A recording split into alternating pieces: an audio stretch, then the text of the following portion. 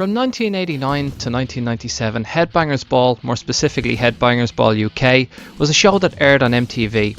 It represented all things rock and roll and metal. From 1989 right up to 1997, the show was a lifeline for all bands, both big and small. If you were in a band, if you were a solo artist, chances are your album landed on this woman's desk. Vanessa Warwick was the presenter of that show. Every week, this woman was on the front line interviewing all the rock and metal artists of the time and covering major events in rock history, but most importantly, supporting all the different metal genres that we held dear to our hearts. 89 to 97 were what most people would consider the golden years for rock and roll evolution. Throughout these years, we saw glam, we witnessed the birth of grunge, and eventually, alternative music. And Vanessa was there to cover it all.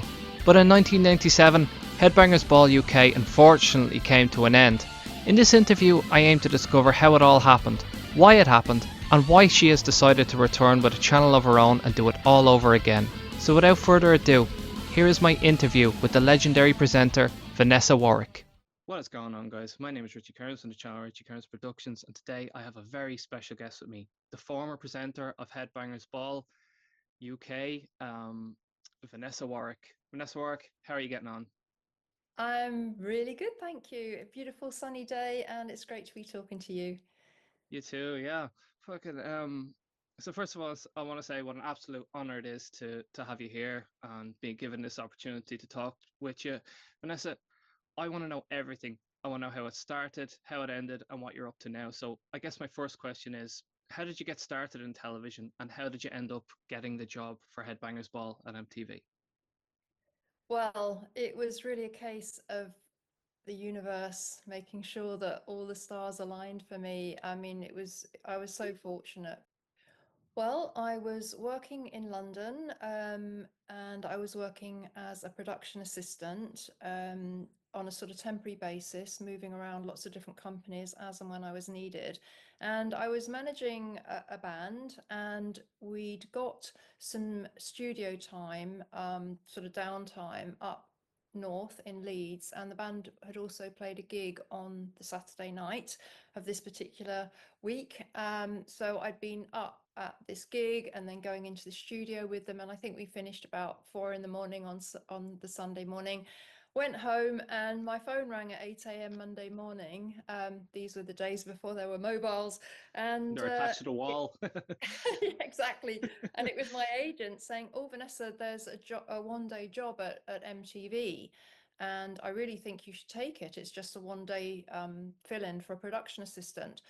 So I said, "Do you know what? It's pouring with rain. I'm absolutely exhausted. I'm just not sure I can do it." And thank God this lady really pressed me, the agent, and she said, "You've got to go, Vanessa.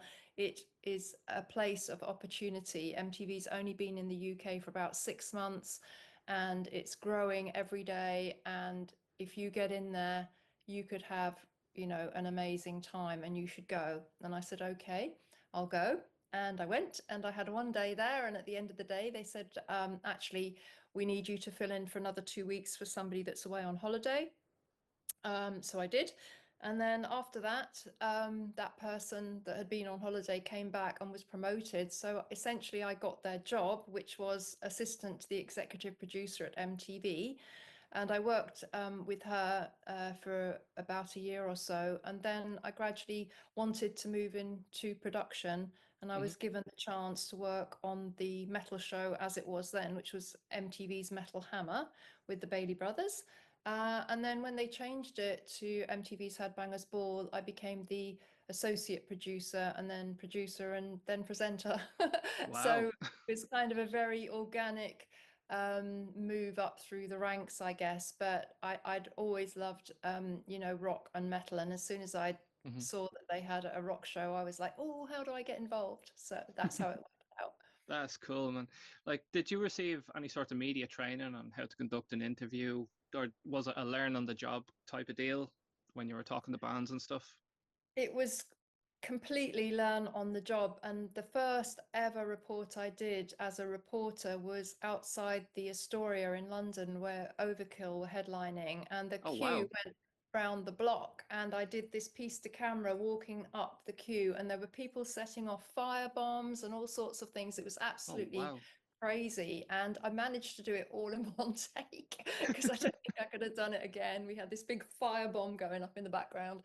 And much later, in when I'd already been presenting, a group of us were sent on a training course with the BBC. But by then, I'd just sort of developed my own way of doing things. You I did, organically sort of moved in. yeah, and I did take things away from it.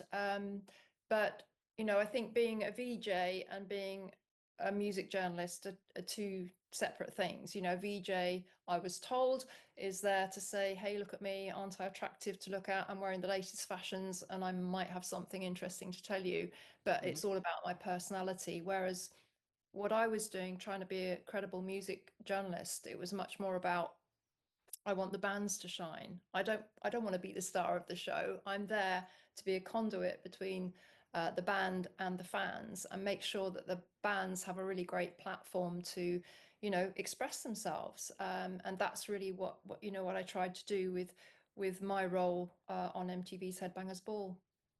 And were you allowed to have that creative control to truly do what you wanted to do, or was there somebody to step in and go, "Oh no, Vanessa, we're not doing it that way," or anything? I had quite a free reign. I worked with a producer, and we discussed all of the playlists, and so forth. And there was a playlist meeting at MTV every week, Hmm. when the playlist committee viewed all the new videos that had come in, and they would say, "Oh, well, this one's for MTV Headbangers Ball," and then sometimes I would contact record companies if I'd got a tip off about a really great band, and actually ask them to send their video in. That happened with Alice in Chains, actually, because Hmm. my friend who is producer of Headbangers Ball in America, Nancy, rang me one day and said, Vanessa, you've got to get Alice in Chains. They're absolutely incredible. Get in touch with the record company now. And so I took her tip off. So yeah, I had a pretty free reign, but also back in the day, we got a lot of mail because we didn't have email. We Yeah. had mail and fax. And, a lot of fans would write in and say, I want to see this, I want to see that. And I was always very sort of looking at what the fans were asking for in their letters to me as well. So it was a combination of those things. Nice, nice. So, being a presenter on MTV, that did the job pay well? Were you living the quote unquote rock star life, being in big mansions, driving fast cars, and staying at the best hotels on location, or was it like, in the back of a van sort of deal? It certainly wasn't the rock star life unless I was out on tour with a band and I was fortunate enough to be on the tour bus with them for a couple of nights. Mhm. No, I never flew first or even business class unless a record company had paid for it and kindly sent me that. No, it was all economy, and it was all, I would say mid-range hotels. It really did depend on the budget. We Mhm. had a budget for each show, and we had to spend it wisely, because if we wanted to go out to the States, uh, very often that was, funded by the record company. We maybe put some money into it, but yeah, it wasn't a rock star lifestyle at all, because MTV wasn't very big in the UK, so Mhm. no, I was rarely recognized in the UK. It was different when I went to Germany and the Netherlands and Sweden. Then people would recognize me at gigs, and Mhm. sometimes in the street, but not often. So it was kind of odd. I was still fairly anonymous on home ground, and I just lived in a flat in London originally, obviously with Ricky when I was married to him, and then later just on my own in an apartment in Finsbury Park. So yeah, I mean, it was a wonderful life, and I met so many amazing people, and I'm still friends with a lot of people to this day from those times. So yeah, it was a wonderful time, and I feel very blessed that I had that experience. Nice, nice. So during your time on the show, it's fair to say that you've seen a few cultural shifts in music and popular culture, everything from glam to grunge to alternative. Tell me, what was your favorite era of the show and why? That's a tough question. I think the transition really from the heady days of glam into kind of what we now call grunge rock. I think that was a very big shift, Hmm. and it was a very creative time for rock music, and it brought in new audiences, which I think was healthy and good. And uh, yeah, that was probably one of the best times. But to be honest, I loved all the eras of rock at MTV because they really are the defining eras of rock and metal to this day, and it's Yeah, incredible how many bands from that time are still going, like Metallica, Pantera, Sepultura, Korn. I mean, they're all still going, and I just yeah, think that shows that their music was timeless and classic, and you know good music stands the test of time, and many absolutely. of Yeah. these bands are still going strong. Iron Maiden, 50th anniversary, then we've got the big final hurrah with Black Sabbath and Ozzy coming up in the summer. So yeah, those a lot of those artists are still going strong, and that's a great testament to the quality of their music and indeed their live shows. It's a testament to how much you helped those bands as well. One difference I noticed with Headbangers Ball and other rock channels that came after was that whatever band landed on your desk, whether it was big or small, they usually ended up getting a mention on your show. It's fair to say that your show was a lifeline to the scene. Did it frustrate you years after the fact when you seen like shows like Kerrang and Skulls doing nothing more than just replaying the same old playlists? Um, I think it's so important to give new music a chance. And recently, I had something happen that was quite incredible. I did an interview with a band called Ray of Light, Hmm. which was founded by Stefan Baelin, who was in Frontline. And Stefan did a little message for me and sent it to me. And he basically said that if I hadn't played Frontline, they wouldn't have got the traction that they did at that time. And he likely wouldn't have formed this new band, Ray of Light, and still been going strong, 25 years later.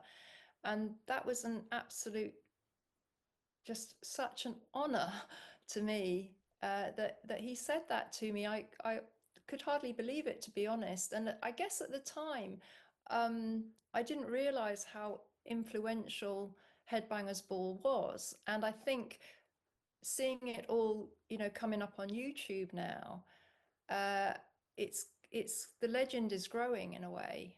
Yeah. And there's actually a European Headbangers Ball group on Facebook, which I'm a member of, Yeah, I and just they joined them. are we have and they're on a mission to digitize every single edition of Headbangers Ball that they can find, because of course they're on VHS cassettes now.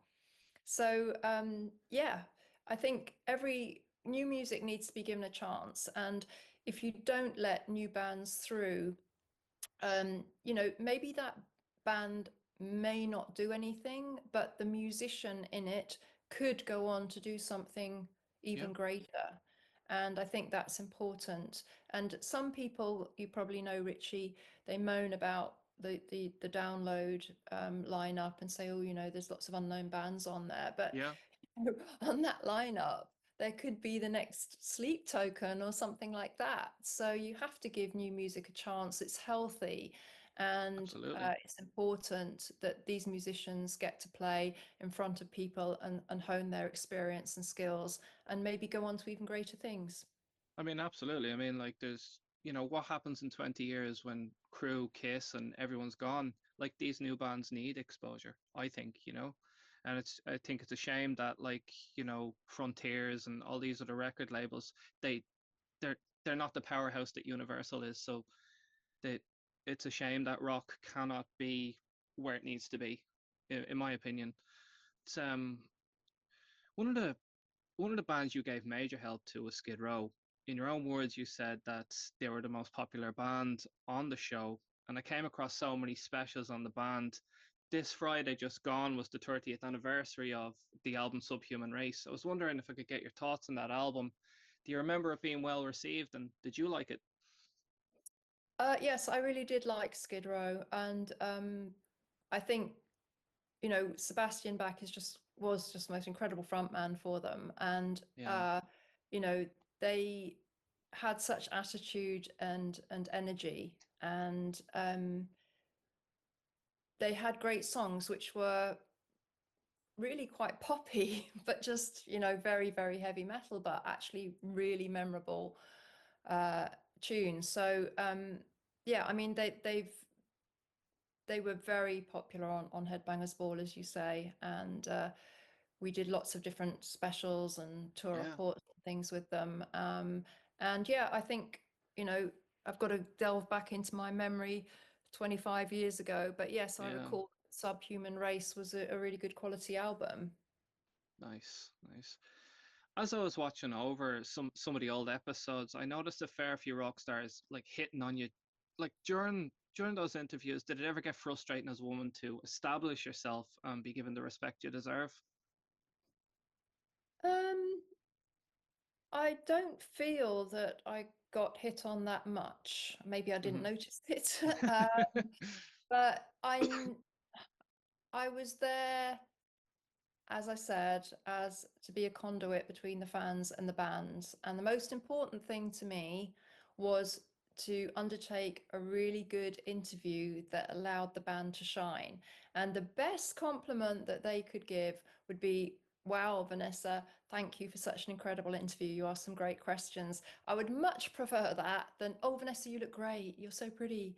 Yeah, Yeah, I kind of kept a little bit of my distance, if I'm honest, because I did want to be seen as, a respected music journalist. And I think that was borne out by the support that I had from the bands. And I've told this story before, but when Kurt Cobain died, obviously the whole kind of Seattle music scene was in deep distress. And hmm, eventually, Eddie Vedder of Pearl Jam agreed to give one interview which would be syndicated worldwide. So he was only prepared to talk to one person for half an hour, and that interview would be sent to anybody who wanted it. And, to my absolute honor, he requested me. And I was flown out to Boston. They were on tour there. And it was a very, very emotional experience. And I could see he was deeply upset, and it was I had to be very gentle with him because I had so much respect for him, and how much I could see how much he was hurting, and I didn't feel it was right to press him. yeah, So I I undertook the interview very, very carefully, and towards the end he started to open up, and then he started to say things that nobody had heard before, which was, incredible. And then at the end, he just came over and hugged me, and he said, "Thank you so much for being so sensitive." And that was amazing. And when Headbangers Ball was taken off the air, a lot of the artists got in touch with MTV executives saying, you've got to bring back Headbangers Ball and Vanessa. It's much needed. So I had a lot of support. And actually, even after Headbangers Ball, I had 2 or 3 meetings with Sharon Osbourne, talking to her about if we could in some way carry on some sort of rock show. This was before, obviously, the advent of YouTube. hmm, And unfortunately, nothing came of that. But Sharon and Ozzy were very supportive of me. And, since I've been back on the scene, I've had the support of, many bands like Jerry Cantrell from Alice in Chains was my first guest. And I'm using Iron Maiden's hotel in London as my kind of studio. And yeah. I noticed that. Yeah, that's pretty yeah, cool. and they've been Oh, really supportive of me as well, the whole Iron Maiden family. So, again, it's just so wonderful that these connections still remain. brilliant. Um, what was your most difficult interview? Like, I noticed that I watched the Twiggy Ramirez video where he bopped him on the head with the mic. But was there was there anything worse than that, or um, I think that was probably the interview where I was most nervous, yeah. because Marilyn was quite scary, and I'd heard reports that he could be quite difficult to interview. Hmm. So yeah, we were in some tiny room backstage, and I remember it was absolutely boiling hot. It was like some sort of heat wave. Hmm. And I was standing there with the camera crew, or just waiting around, and we had a time to do the interview, and the time came and went, and there was no sign. We were, yeah, hope it comes soon, you know. Anyway, eventually the door burst open, and Marilyn and Twiggy came in, and I went, oh, hi, so nice to meet you. I'm Vanessa from MTV's Headbangers Ball. He said, I really don't care who you are. Can you just get on with it, please? And I was like, Wow. okay. And at the beginning, you can see I'm really quite nervous. You can hear it in my Yeah. voice. And then as it went on, he was a bit sticky at first, but then he realized that I'd actually bothered to do some research and that I Hmm. asked good questions. And then he started to actually come into the interview and engage with me a lot more. Obviously, Twiggy didn't. He was just being a bit silly. So I whacked him over the head with a mic cube. But yeah, other than that, I think also I interviewed Nirvana, and they were very difficult. They were And notorious for being difficult. I, yeah, and yeah, they they really didn't want to do it, and it was obvious they didn't want to do it. It was at a festival, and after the first couple of questions, Kurt just sort of wandered off, and then I was left with Chris and Dave, and they didn't want to do it either, and they started just answering really, really silly things. I think I asked them yeah. something, and I remember Chris Novoselic said, "I'm a red, red rooster pecking at the ground," in answer to what I Like asked. what do you do with that? Like it's crazy. I was like, Um, oh, okay.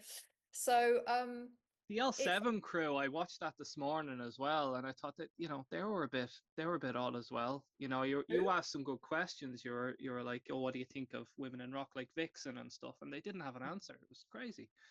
mm, It's yeah, well, it's their chance to say whatever they like. And Slayer were always kind of just funny and cheeky. They weren't really difficult, but yeah. they were just having a laugh most of the time. But that's okay. So yeah, I mean, generally, uh, everybody I spoke to was you know wanted to be there and wanted to be part of it. So generally, the interviews went well. What was your process in preparation for those interviews? Like how did you prepare your questions? Like would you start by, I don't know, listen to the album and thinking things up, or how did it go? Well, we didn't have the internet then, so Yeah, I would say it's a lot easier now to research a band, yeah, uh, because you've got on tap every bit of information you could mm, possibly want. yeah, And you've got lots of other interviews that you can look at.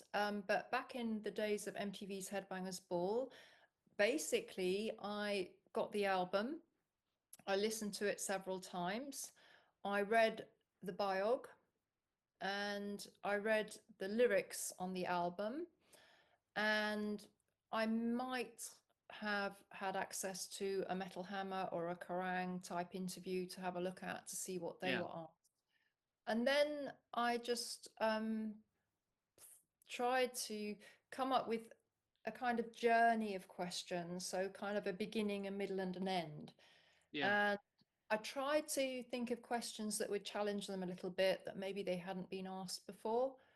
And then I just went for it. But a lot of, about being a good interviewer is actually listening to the answer you get, because very often you can follow on from that answer. So you don't sort of just read like a parrot going da da da da da. Anybody can do that. That's no skill in that. But Hmm. if you listen and you hear what they say, and that maybe sparks another question, then that makes a really nice flowing interview. And I always cite the example of there used to be a program in the UK called The Tube, and that was a kind of music show. And there was a presenter called Terry Christian, who I believe is still around, and he was interviewing Whitney Houston, and they got onto the topic of, you know, gun firearms law in America, and she said, "Oh yeah, I've got a gun," and he didn't react, and she said, "It's actually in my handbag down here in the studio." And I was like, "Oh my God, she's brought a gun to the studio." And he went, "So yeah, when's your next tour dates then?" And I thought, now I was sitting with friends and we were like, "What? He didn't pick up. She brought a gun into the London studios in her handbag on the set, you Wow. know?" And that was an example of somebody not listening. Yeah. So, if you do listen, you can you can pull out some little extra things, I think. And also, it's there's so much pressure now to get exclusive answers and clickbait type things, and Yeah. I'm not a fan of that. But I think there's a fine line to walk where you can maybe get something a little bit, some sort of vulnerability or some story that's never been told before. I think you can do that. And when I interviewed Jerry Cantrell, I thought long and hard about, shall I mention Lane, because I know it's very painful for him. Yeah. And I decided that I would. And I asked the question, and I saw he kind of almost went like that when I asked it. And then he thought about it, and then he answered it, and he actually said something, you know, really different to what he said before. And you know, I did think he could have said, "Actually, do you know what? Do you mind if I don't ask that?" So I Hmm. risked it, and it came out okay. And at the end, he said, "Thank you for a really fantastic interview." And I said, "Is there anything you'd like me to cut out, Jerry?" And he went, "No, it's absolutely fine. Thank you." So yeah. Brilliant. I aspire to do what you do, so that's why I ask. I whatever advice I can get to make what I do here better.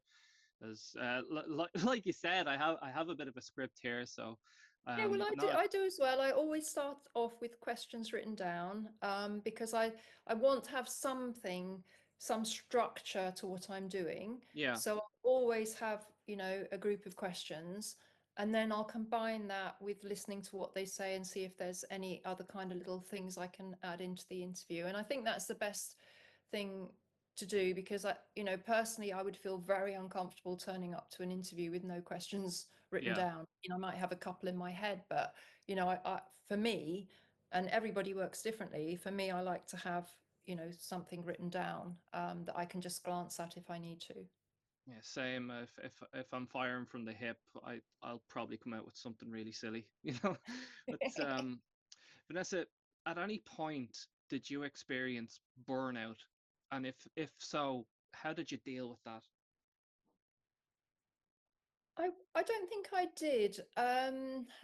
I've never I've never really drunk alcohol at all. Hmm. I might back in the day, I might have had the odd, Jack and Coke. Hmm. And I've certainly never ever touched, hard drugs. Just doesn't appeal to me at all. Did you And did you see anything like that happen oh during yeah, your time? yeah, Yeah. of course, yeah. So I sort of had to stay fit because I was working long hours, and particularly, you know, flying to LA was 10, 11 hour flight with an 8 hour time difference. It's really punishing. Yeah. And because I was never a huge party animal. I wasn't like staying out till like 4, 5, 6 in the morning. You Yeah. know, I'd know when to stop and get some rest. So I would say that I I stayed on track pretty well. I mean, for instance, I was filming in LA, and I came back. I think it was a Wednesday, And then I had to go straight into edit the show, and that I think took about 8 or 9 hours because Oh again wow, it was yeah. all analog. We had no digital Oh at this man. point. So it was all just tapes and actual physical tapes being moved about.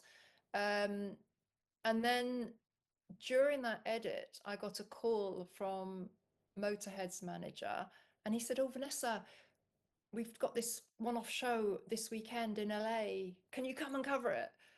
And we'll pay the flights and hotel."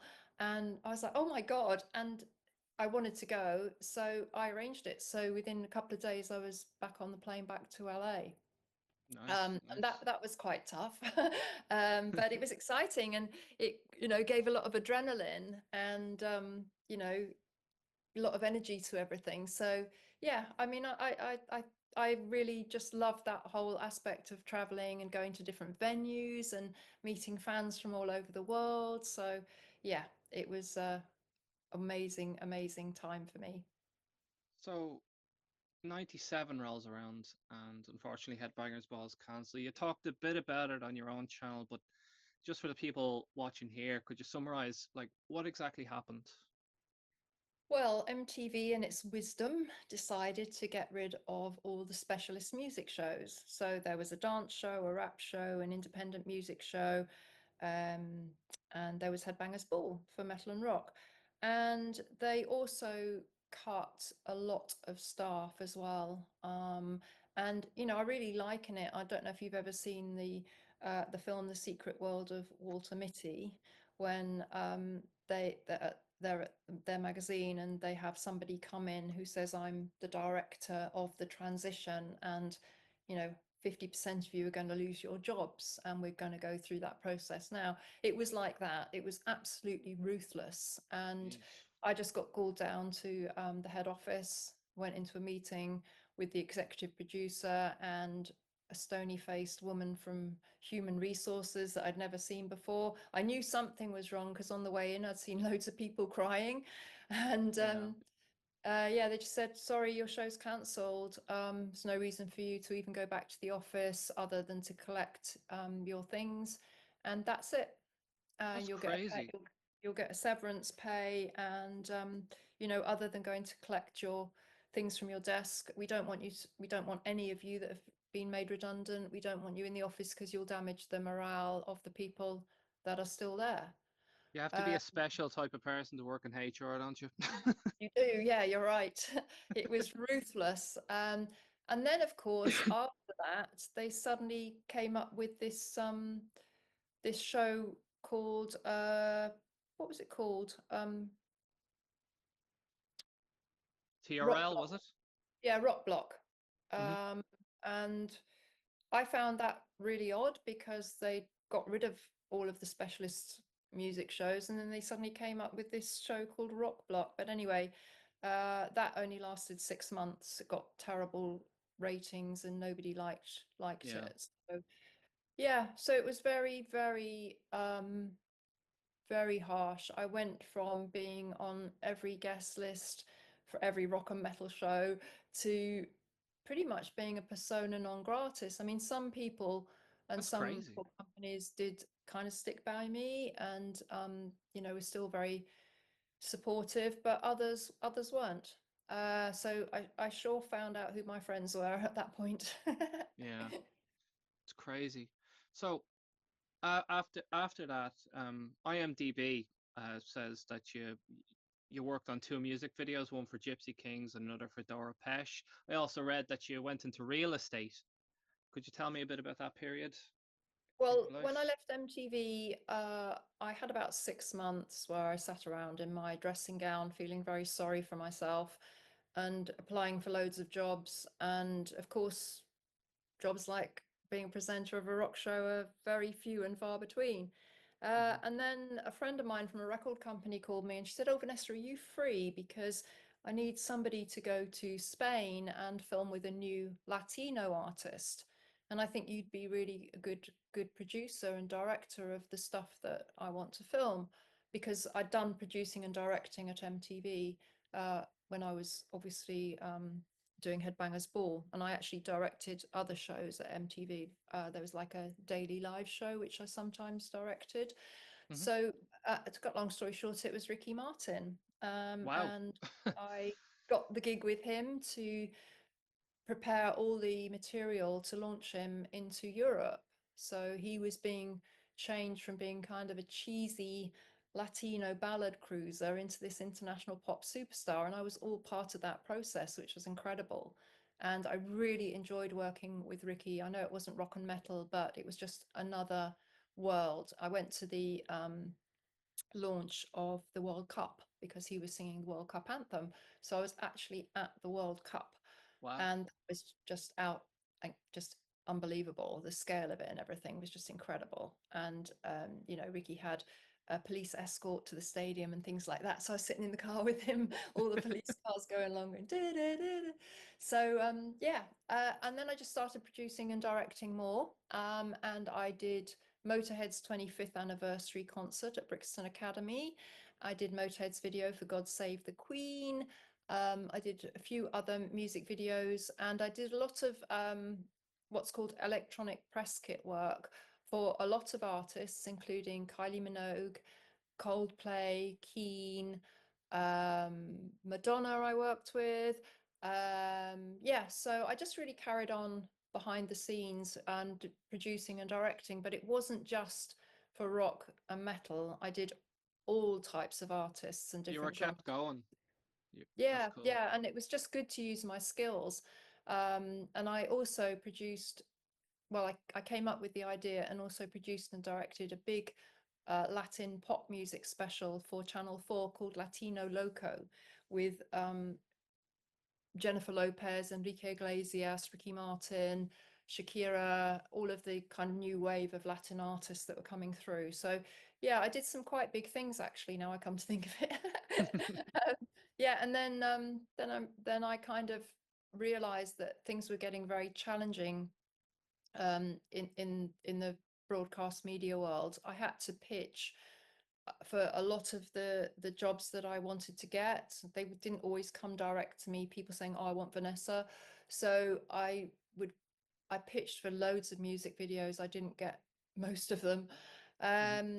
And yeah, then I met my husband. Well, he's my husband now. Hmm. And he was a cameraman, and we were working very long hours when we were busy, and we decided that we wanted just to change. And we wanted to do something together, and he suggested that we start in property.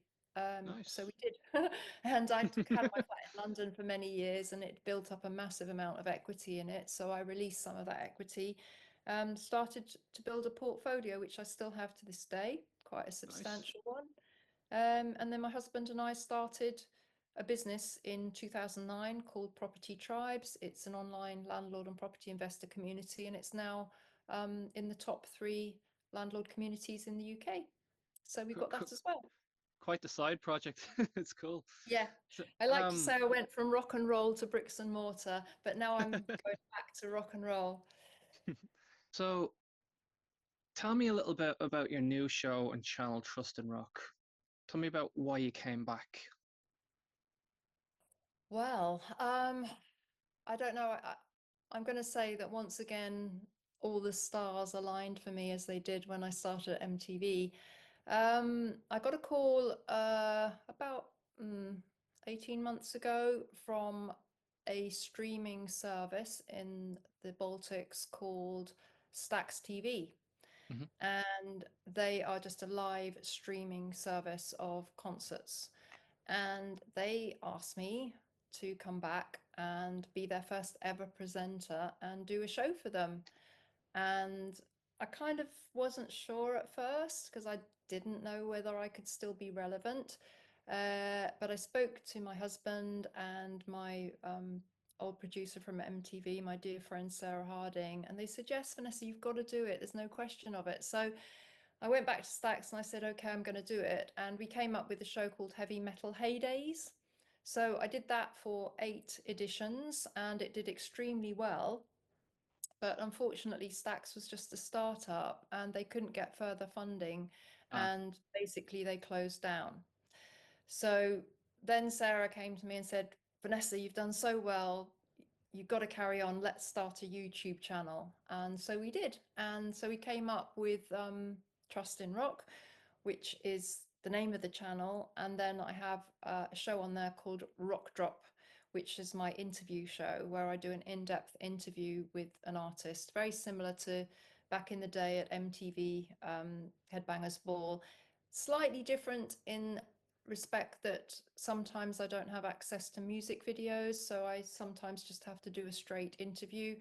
But on some occasions, the record company have allowed me to cut the video in as well, so it's got more of a flavor of the album or whatever it is we're talking about. So yeah, that happened with, for instance, with Jerry Cantrell. I got the videos from the new album, the ones that had already been released. So that was Afterglow and what was the other one? Vilified. Hmm. So yeah, so they're part of the interview as well. Yeah, so I've just been doing it, and I've had some really fantastic guests. Jeff Tate was a recent guest, and Jizzy Pearl from Love Hate. So, Hmm. and I've got a few things in the pipeline. So yeah, I've just come Nice. back with the YouTube channel, and I'm just really enjoying it. And as long as I continue to enjoy it, I shall, and people say that they like what I'm doing, I'll carry on. I've been enjoying the channel myself, and it's how I found my connection to you. So like I'm extremely grateful that you allowed me this time with you. Um, Thank you so much, Vanessa. Bless you. You're so welcome, and you've come up with some really fantastic questions, things I haven't been asked before, actually. And Appreciate it. just to finish, you said about, how to carry on doing what you're doing and make a success of it. And it's interesting because what I'm going to say actually applies to anything in life. And basically, it's stick to the grind, Richie. Just Yeah. keep grinding on. And I had this conversation with my niece recently. She is an artist called Alien Blaze, Hmm. and she's had a record deal with Sumerian, but she hasn't got that anymore. She's a very, very talented singer and songwriter and performer. She's got the complete package. And I'm sure she's going to do really well. But I've been taught she's struggling a bit, and I said, you need to go on tour. You need to be out there in the scene. Oh, I don't want to tour up and down the country if there's only 20 people there. And I said, but in that audience of 20 people, there could be the person that's going to change your life. You Hmm. just have to keep grinding away. And if you look at all of the people that have done well, they've just kept on keeping on. They've kept going against the grind, even when people don't show up or things go wrong or there's massive challenges. They just keep grinding on. And if you do that and you do it with integrity and being true to yourself and what matters to you and your own values, you will succeed. I I have appreciate that. no doubt. Thank you so much, Vanessa. And I said something to an artist the other day who was concerned about how many people would show up or listen to an album. And I'm thinking, you're an artist. Most people, they work a 9 to 5 job or they build a home and they're forgotten about. But in 100 years, your CD is going to be found by somebody and they're going to listen to it, and you will live on. So that's the beauty of, what you do and what the artists that we cover do, I think. So Yeah, and with the social web and YouTube and Instagram and TikTok and everything, people are getting a longevity that they couldn't have had before that. I mean, as you say, yeah. my show will still be on YouTube in, I don't know, hopefully 100 years' time. I won't be there, obviously, but what I created will still be there. Yeah. And as humans, as individuals, we can build up what I would call a very long tail on the social web. So with your channel, Richie, you're doing regular interviews, and it's so important if you're a content creator to do regular uploads to your channel, because if people like something, they keep coming back looking for Yeah. more. I mean, I've got a few things that I follow on YouTube, and I've got favorite YouTubers, and I keep going back to Hmm. see if they've done something. Yeah, you've got notifications and whatnot, but I'm always like, oh, I want to see another video by so and so. So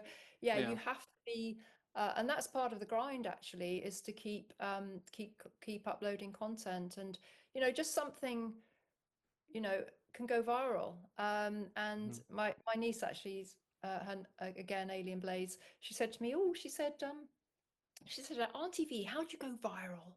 And I said, well, if I knew the answer to that. I said, you don't even try and go viral. It's the audience that decides what goes viral. You just have to keep putting your stuff out there and hope that Yeah. something clicks. So yeah, it's so different to how it was when I was at MTV, and in some ways it's better, and it's very exciting for me to be part of this new world and to have my channel and to be doing what I love again. So it's exciting times, and I'm so looking forward to everything that I've got coming up this year. So I'm hoping to be at the Ozzy Osbourne uh, and Black Sabbath gig in Birmingham, but who knows? I have to make some phone calls and pull some favors. Absolutely. Well, Vanessa, it's been an absolute pleasure to talk to you. And everybody on my end, please go subscribe to Trust and Rock. I'll leave a link in the description below. And Vanessa, thank you very much for your time. I appreciate it. Ah, well, thank you for such a wonderful interview, and I really appreciate your time as well, Richie, and all the best for your channel. And anybody who's watching this, you've got to subscribe to Richie's channel as well. Thank you very much, Vanessa. Okay. All right.